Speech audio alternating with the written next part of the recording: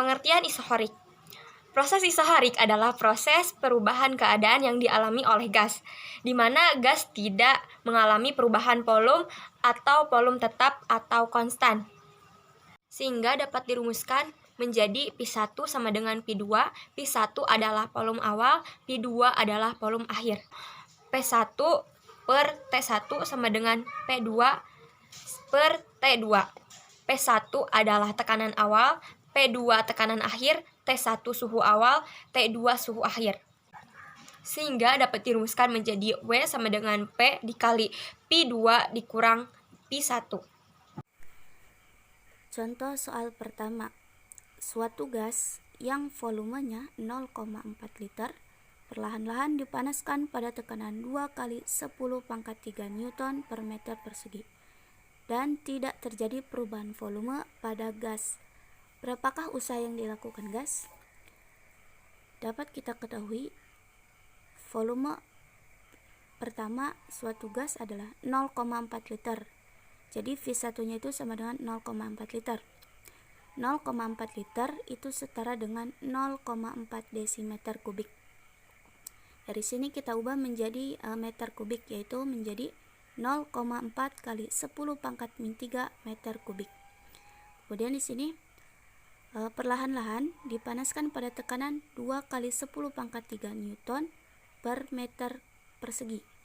Jadi tekanannya itu sama dengan 2 kali 10 pangkat 3 Newton per meter persegi.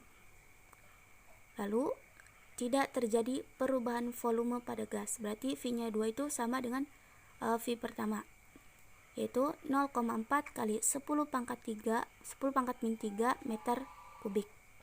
Berapakah usaha yang dilakukan gas?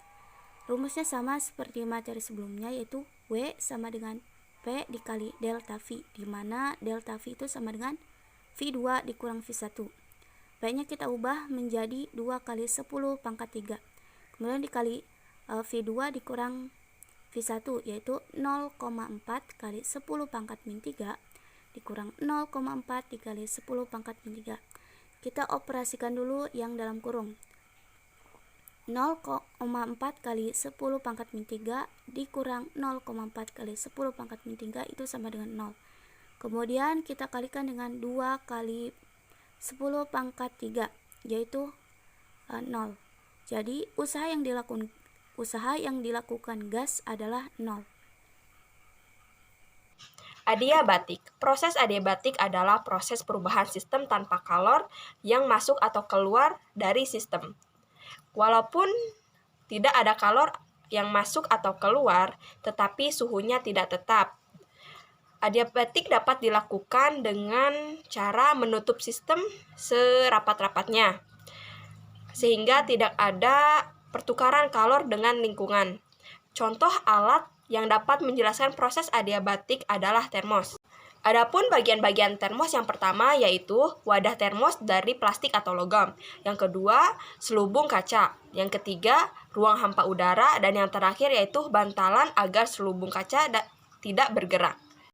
Prinsip kerja termos itu sederhana. Termos menggunakan bahan yang bersifat adiabatik.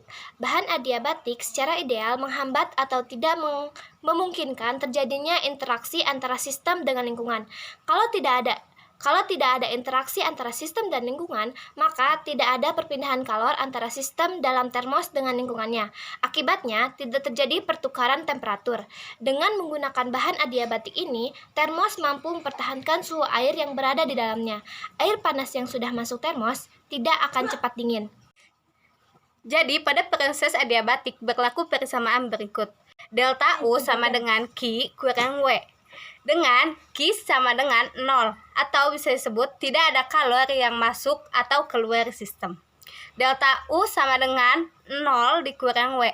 Delta U sama dengan min W, persamaan proses adiabatik. Dan untuk grafiknya kalian bisa lihat gambar di atas ini.